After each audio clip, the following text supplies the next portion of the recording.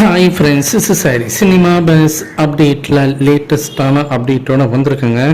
So கூலி படத்தோடைய post production பணிகள் ரொம்ப தீவிரமாக நடந்துனுக்கு நம்ம எல்லாருக்குமே தெரிஞ்ச ஒரு விஷயம்தான் அது. இப்போ கோலிவுட் இன்சைட் த ரிப்போர்ட்டர்ஸ் என்ன சொல்கிறாங்கன்னா, கண்டிப்பாக இந்த படம் ஒரு 1000 கோடி அடிக்கும், அதற்கு எல்லா விதமான சாத்தியக்கூறுகளும் இருக்குது அப்படின்ற மாரி பேச ஆரம்பிச்சிருக்காங்க. குறிப்பாக சொல்லணுனாக்கா தெலுங்கு ஆக்டர் சுந்தீப் கிருஷ்ணா. ஸோ அவர் பேசும்போது ஒரு பேட்டியில், நான் கிட்டத்தட்ட ஒரு 40 நிமிஷம் படம் பார்த்தேன், இந்த படம்லாம் அசால்ட்டாக 1000 கோடி அடிக்கணும் அப்படின்னு ஓப்பனாகவே பேட்டி கொடுத்துருந்தாரு. இத்தனைக்கும் அவர் இந்த படத்தில் அவர் கமிட் ஆகலை, இந்த படத்துக்கு அவருக்கு சம்மந்தமே கிடையாது, இருந்தாலும் அவர் அப்படி பேசியிருந்தார். ஸோ இப்போ நமக்கு அந்த இன்சிடென்ட் ரிப்போர்ட்ஸ் என்ன கிடைக்குதுனாக்கா, அந்த போஸ்ட் ப்ரொடக்ஷன் பண்ணியில் எடிட்டிங்கில் உட்காந்து அந்த டீம் சன் பிக்சர்ஸ் என்ன பண்ணிட்டாங்கனாக்கா, ஒத்தாளுங்கிட்ட கொடுத்தாக்கா ரொம்ப இழுத்து அடிச்சிருவாங்க, அதனால் இதை ஸ்ப்ளிட் பண்ணி கொடுத்துரும் அப்படின்னு சொல்லிட்டு பார்ட் பை பார்ட்டாக, அதாவது ஒரு சீன் இன்னொன்று சீனுக்கு கனெக்ஷன் இல்லாத சீன்ஸை பார்த்தீங்கன்னா தனித்தனியாக பிரித்து எடிட்டிங் டீம் கிட்ட கொடுத்துருக்காங்க. அதை எடிட் பண்ணவங்க பார்க்கும்போது அவங்களுக்கு அவ்வளோ பிரமிப்பாக இருந்திருக்கு, அவ்வளோ சூப்பராக வந்திருக்கு அவுட்புட் அப்படின்றத அவங்க பார்த்து அவங்களுக்கு கூட அந்த டிஸ்கஷன் பண்ணும்போது அந்த டீம்லேருந்து யாரோ கசி விட்டுருக்காங்க.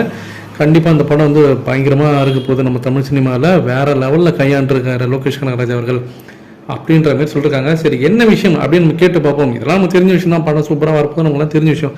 எதை வச்சு அவங்க சொல்கிறாங்க அப்படின்னு பார்க்கும்போது, அந்த கிளைமேக்ஸில் வரக்கூடிய அந்த ரஜினி சாரோடைய அந்த தோற்றம் வேறு லெவலில் இருக்கும், நீங்கள் பாருங்கள்.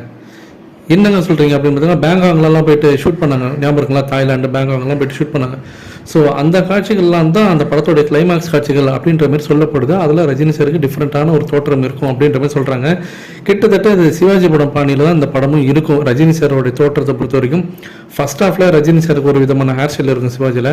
அவரோட செகண்ட் ஹாஃபில் அவர் விஸ்வரூபம் எடுத்து ஆட்டத்தை ஆரம்பிக்கும் போது அவர் வேறு லெவலில் இருப்பார். அந்த அவரோட ஹேர் ஸ்டைல் பார்த்தீங்கன்னாக்கா டோட்டலாக வேறு மாதிரி இருக்கும். மியூசியம் பார்த்தீங்கன்னாக்கா லைட்டாக வேறு மாதிரி இருக்கும். கிளைமேக்ஸில் சொல்ல வேணாம், கிளைமேக்ஸில் பார்த்தீங்கன்னாக்கா சிவாஜி திரும்ப வரும்போது மொட்டை பாஸாக வருவார். ஸோ அது டோட்டலாக டிஃப்ரெண்ட் கெட்டப்பு.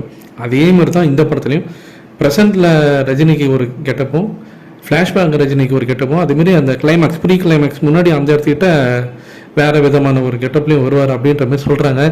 எந்த அளவுக்கு நீங்கள் எதிர்பார்த்து காத்திருக்கீங்க? ஆக்ஷன் பிளாக்லாம் வேறு லெவலில் இருக்கும் போல கேட்கறதுக்கு. கண்டிப்பாக நம்ம கேட்கும் போதே நமக்கு கூஸ் பம்ப்ஸாக தான் இருக்குது. உங்களோட எதிர்பார்ப்பு என்னன்றது கீழே சொல்லுங்கள் ஃப்ரெண்ட்ஸ்.